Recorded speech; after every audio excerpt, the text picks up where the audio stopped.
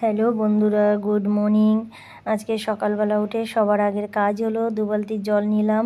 ওর বাবা দিয়েছে, আমি যেহেতু বালতি টানতে পারি না, একটু এই সব জায়গাটা একটু হালকা হালকা করে ঝাঁটা দিয়ে ধুয়ে নিলাম। আরও দেখো জল পুরোপুরি টানিনি। ওই যে কুমড়ো গাছটার গোড়ায় জল বসে গেছে, ওটাও ধরে গেছে, কেটে নিয়ে আসলাম। একটু রান্না করব কুমড়ো শাকটা, কারণ যখনই রোদ উঠবে এইবার গাছটা মরে যাবে, তার চেয়ে কেটে নিয়ে আসাই ভালো। ওর বাবা বলে এটা খেয়ে নাও, বাঁচবে না যেহেতু গাছটা।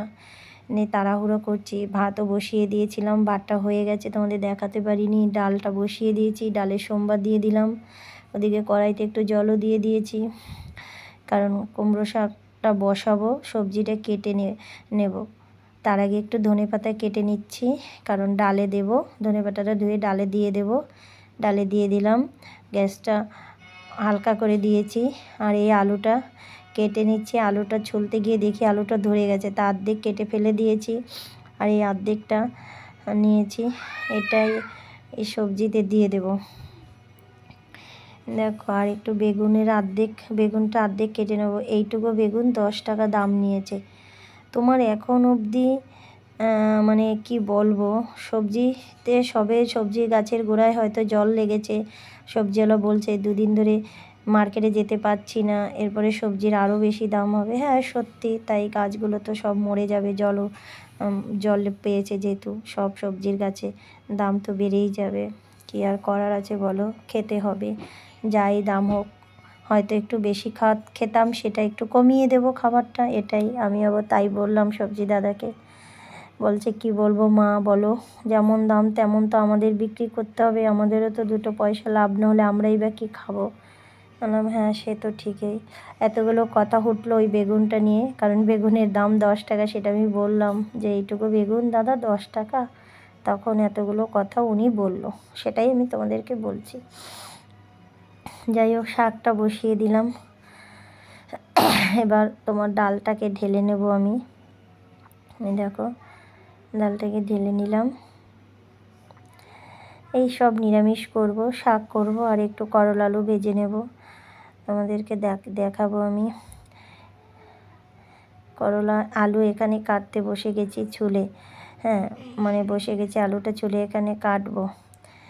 কিন্তু দাঁড়িয়ে দাঁড়িয়ে কাজ করলে ঠিক আছে, পায়ে ব্যথা হয় তো, বসলে অনেকটাই কষ্ট হয়। ওঠার সময় ভীষণ কষ্ট হয়, মানে আওয়াজ করে উঠতে হয়, মা করে আওয়াজ করতে হয়, এতটাই ব্যথা হয়ে যায়।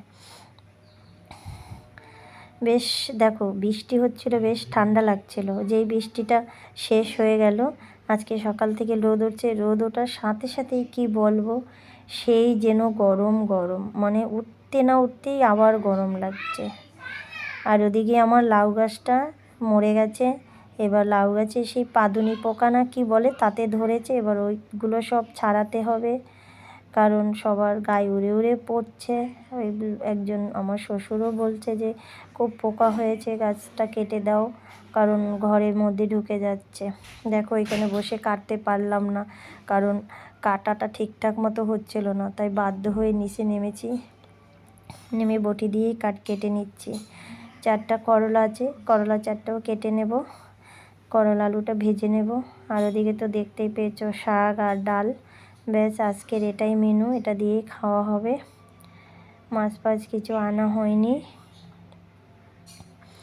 আমার তো ব্যাস নিরামিষ হলে আর কিছু লাগে না। একটু আদা কেটে নিলাম, আদাটা দিয়ে ওই যে কুমড়ো শাক আছে সেটা সোমবারে দেবো। একটু আদা ফোড়ন দেবো, আমি কখনো দেইনি। তা আমার পাশের বাড়িতে যা বলছিল, আদা ফোড়ন দিলে নাকি ভীষণ টেস্ট লাগে, একটু পাঁচফোড়ন আর আদা। আর এদিকে দেখো, দানাগুলো সব করলার পাকা দানাগুলো ফেলে রাখবো গাছ হওয়ার জন্য, এটাকে ফেলে দিয়ে আসলাম। আর এদিকে শাকটাও দেখি সিদ্ধ হয়ে গেছে, আলু ফালুগুলো সব সিদ্ধ হয়ে গেছে, নামিয়ে দেবো। পাশে আবার দুধটা বসিয়ে দিলাম। আমি 250 মতো দুধ নিই আমার ছোটো মেয়ের জন্য, গরুর দুধ এটা। এবার সোমবার দিয়ে দেবো। শাকটা যাই হোক হয়ে গেছে। তারপরে করলা আলু ভেজে নিয়েছি তোমার। আর এদিকে হলো তোমার ডাল, রান্না বান্না সব কমপ্লিট।